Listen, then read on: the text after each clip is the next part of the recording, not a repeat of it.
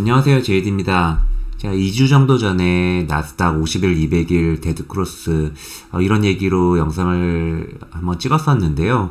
그 사이에 우리 히타님이 워낙 원전이나 여러 가지 건설 기자재들 관련 대응을 너무 잘해주셔가지고 제가 뭐 어디서 끼어들 틈을 못 찾고 있다가 최근에 시장 하락에 대한 문의들이 개인적으로 좀 많이 와가지고 저희 구독자분들께서도 많이 궁금해하실 것 같아서 영상을 한번 찍어보게 됐습니다. 집에서 저는 뭐 와인을 한잔 하다가 그냥 이걸 찍어서 오늘 올리는 게 좋겠다는 생각이 들어서 지금 PC를 켜고서는 준비를 좀 하고선 지금 찍는 건데요. 제가 한 2월 22일 정도에 이 영상을 찍었었는데 그때 50일, 200일선 데드크로스 말씀을 드렸던 게 요 정도 시점입니다.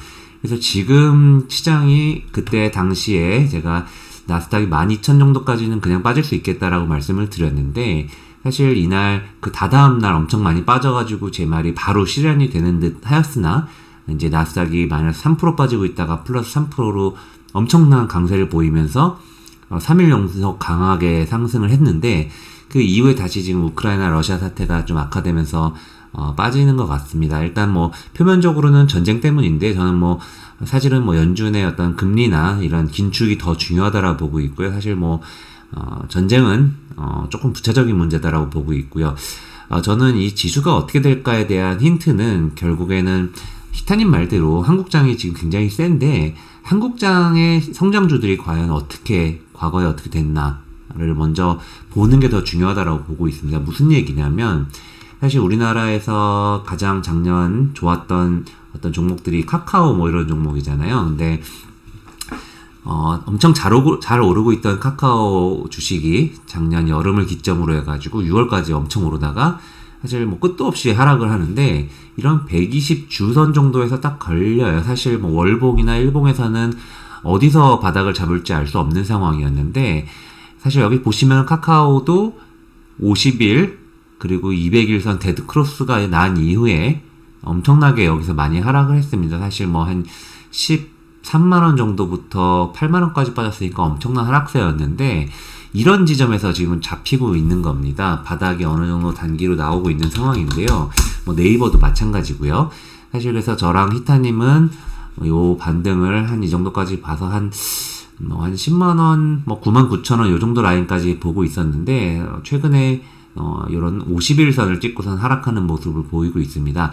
다시 돌아가서 나스닥을 보시면은 지금 50일, 200일선 데드크로스가 진행된 지 이제 겨우 한 3주 지났고요. 사실 이걸 주로 봤을 때 120 주선 정도라면 사실 뭐 12,000 정도까지는 재차 하락을 할 수 있다라고 보고 있습니다.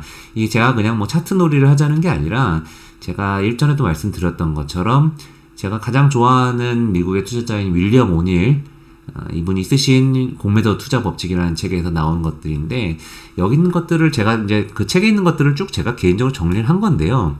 사실 굉장히 확률 높은 게 많습니다. 무슨 얘기냐면 사실 굉장히 이런 것들을 보시면은 주가가 2번에서 4번 정도 50일 이동평균선 위로 반등하고 나서 공매도 뭐 타이밍 이런 얘기들도 보시면은 사실 뭐 카카오 같은 것도 이런 선들에서 이런 50일 요런 선들 위로 튀어 올랐을 때 공매도를 다시 잡으면은 뭐 확률이 높다 이런 얘기들도 참고할 만하고요. 지금 제가 주목하고 있는 부분들은 요런 부분입니다. 50일 이동평균선이 200일 이동평균선 밑으로 가로지르면은 대개 1주에서 2개월에 주가가 큰 폭으로 하락을 한다.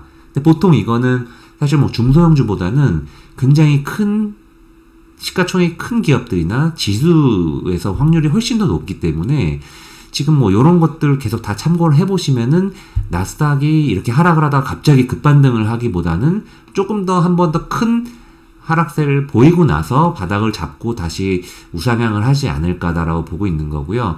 이거 저의 논리를 더 강화하는 거는 지난번 녹화 때는 사실 요 20월선이면 사실 뭐 굉장히 긴 기간이죠. 굉장히 긴 기간인데 거의 뭐 2년에 가까운 시간이 굉장히 긴 기간인데 그때는 이거를 이제 깨지 않았어요. 그리고 뭐 이걸 지키면 그래도 좀 괜찮지 않을까 생각을 했는데 이번 주 들어가지고 결국엔 이걸 지금 깨고 있는 상황입니다. 그래서 전체적으로는 저는 좀 조심을 해야 된다라고 보고 있고요.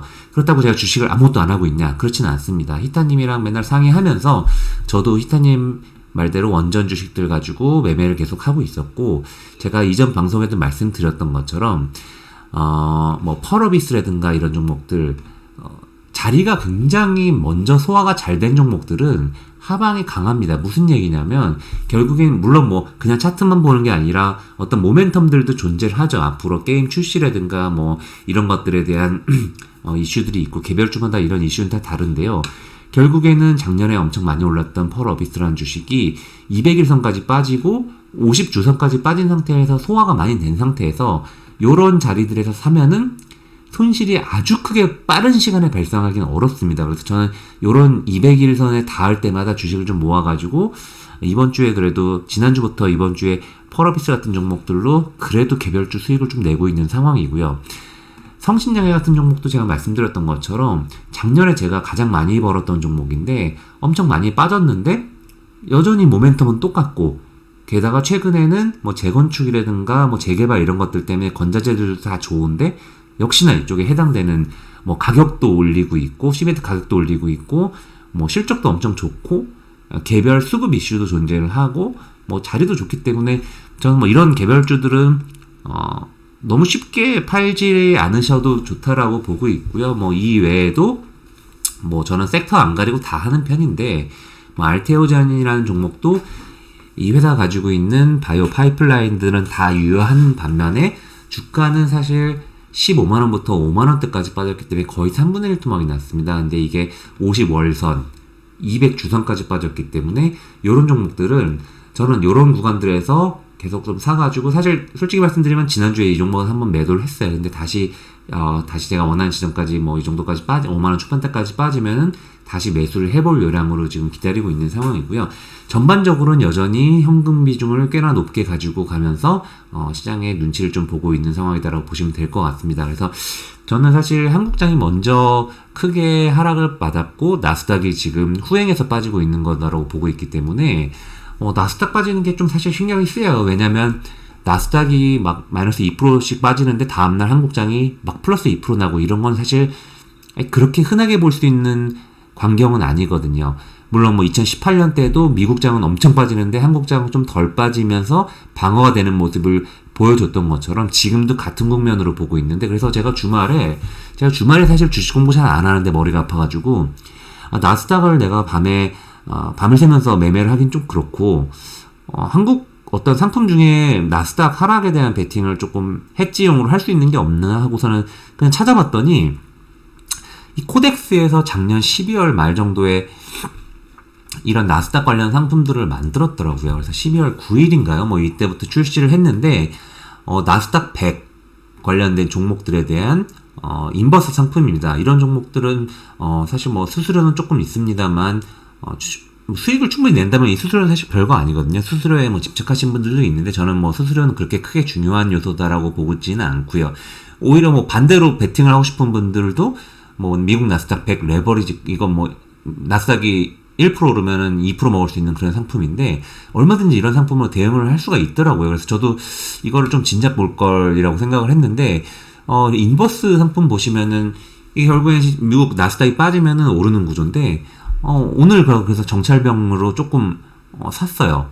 그래서 조금 사보면서 사실 이런 거는 나스닥이 많이 오르는 날 반대로 사는 게 정석입니다. 그래서 무슨 얘기냐면 이거는 이 해외 지수 나스닥 다시 보시면은 막 빠진다고 그냥 제가 뭐 방송에서 이런 말씀드렸다고 내일 아침에 바로 따라가서 사실 그럼 바로 손실 날 가능성이 높기 때문에 이런 걸 어떻게 매매를 하시냐면 이런 11선이라든가 21선까지 반등을 했을 때, 그러니까 시장이 반등을 하면은 이런 데서 지지가 저항선이 되기 때문에 이런 데서 모아서 빠질 때 팔고 이런 걸 반복해야지 멘탈을 회복하면서 주식이 정말 대세 상승을 다시 할 때 그 멘탈이 건강해야 이걸 따라갈 수 있다라고 저는 개인적으로 생각을 합니다. 그래서 저는 개별주를 이런 애들을 지금 뭐 다 팔지를 못하고 있기 때문에 좀 아깝잖아요. 사실 제가 팔고 날아가는 게 제일 열받는데 그런 걸 좀 방지도 할 겸, 그리고 나스닥은 조금 더 기술적으로 봤을 때 소화가 돼야 될 것 같고, 사실 파웰 의장이 굉장히 완화적으로 얘기한 것 같다라고 많이들 얘기를 하시지만, 저는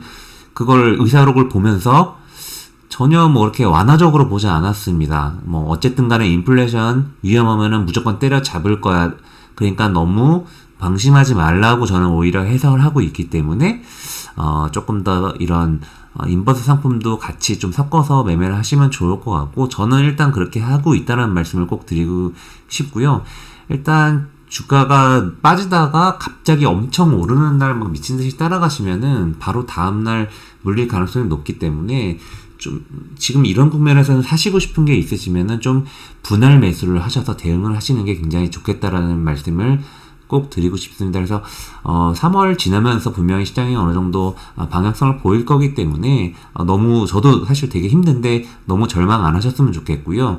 같이 이렇게 저랑 히타님이랑 저희가 생각하는 거를 점점 자주 올려드릴 테니까 같이 호흡 맞추시면서 올해 다시 한번 올지도 모르는 상승장을 기다리면서 같이 대응 잘 하시면 좋을 것 같습니다. 네, 오늘은 여기까지 하겠습니다. 감사합니다.